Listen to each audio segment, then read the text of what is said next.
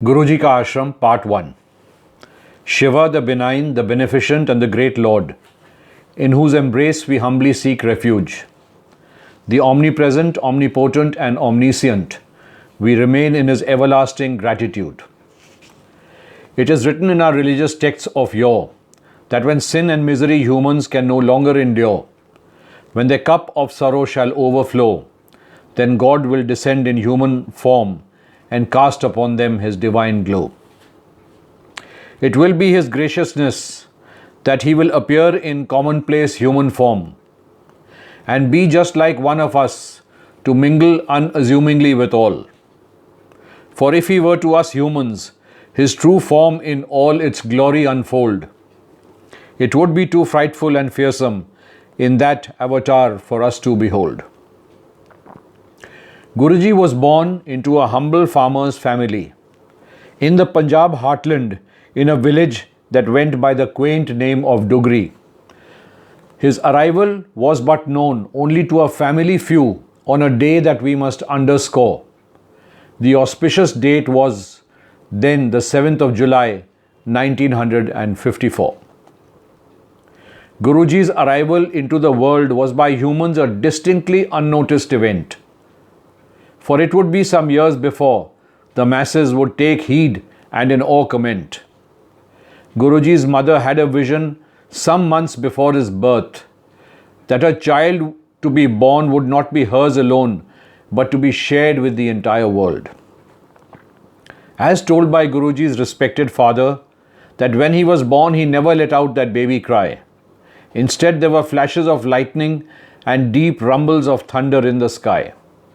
And around his house there was witnessed the arrival of numerous snakes, the elements of nature and other life forms paying obeisance to the Almighty in their distinctive ways. His childhood was a happy one. Precocious he was, and as a child like none. There were things about him for which he stood apart, so he was shown due deference from the very start. There was this constant fragrance about him which would linger for many hours. Whatever he touched would too smell the same, fresh like it came from hundreds of flowers. His countenance had a striking aura, leaving onlookers smitten by its power. It radiated a spellbinding energy which was unique only to his avatar. That aura about him was so powerful and strong, such that like a magnet you were to him drawn, compelling you to an amazement stare, but eye contact that none could dare. One moment here, another there, without noticing him move in between, at a time in more places than one, coming to be accepted as a somewhat different being. Guruji was a good student, and on any discourse he could dwell, had degrees in the Master of Arts and linguistic skills, which he would occasionally display exceedingly well. When once challenged by his school principal to write with a fountain pen that was empty of ink, he smoothly ran his fingers over the nib and did not for a second an eyelid blink. He then proceeded to write with it, line after line and page after page. His awestruck principal was taken aback, and in his heart young Nirmal earned that reverential place. His sisters held him in deep veneration, for they knew he was someone special.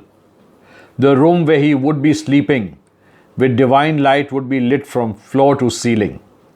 Such instances and many more drew first realizations of his extraordinary self, but it would be many years of miracles before that the masses would realize that he was the great God himself. He had a jovial disposition and would love to mingle with the crowd, good camaraderie with one and all, given often to laughing out aloud. It is said that at the young age of 8, he had complete control over his human form, and as his godly powers would dawn, he would amass following spawn. His powers would begin to manifest as from childhood to youth he transformed, but his following would grow to mammoth size only after he renounced his physical form. His followers were ordained to stretch from north to south and east to the west, connected like a worldwide web, drawing strength from his spiritual precepts. As word of his powers spread far and wide, people to him were by the thousands drawn. They came from every corner and nook, and that great following he did spawn.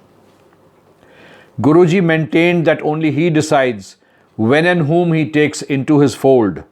The timing, manner, and circumstances are unquestionably only to his unfold. Most came to seek his blessings, and some even audaciously to test his powers. Guruji embraced all unequivocally, and upon them his blessings he showered. Guruji never gave discourses, but the congregation would to the Shabad listen. Then they were served chai and langar prasad, and in them lay his divine blessing. Guruji shunned all forms of publicity and kept away from the media glare.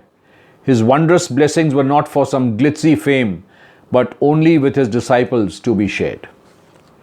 Guruji told his disciples, who for his blessings did yearn, complete surrender to him is a must, if they wanted to his blessings earn.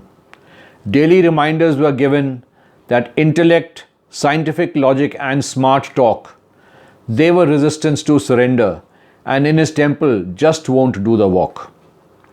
When a friend of mine from the army, seeking cure for his cervical ailments had gone, a hooded cobra over Guruji's forehead, he saw, he said, and could have sworn. Here was no reincarnation, but the great Lord Shiva himself, and blessed were those who got to see him in the physical form and human flesh.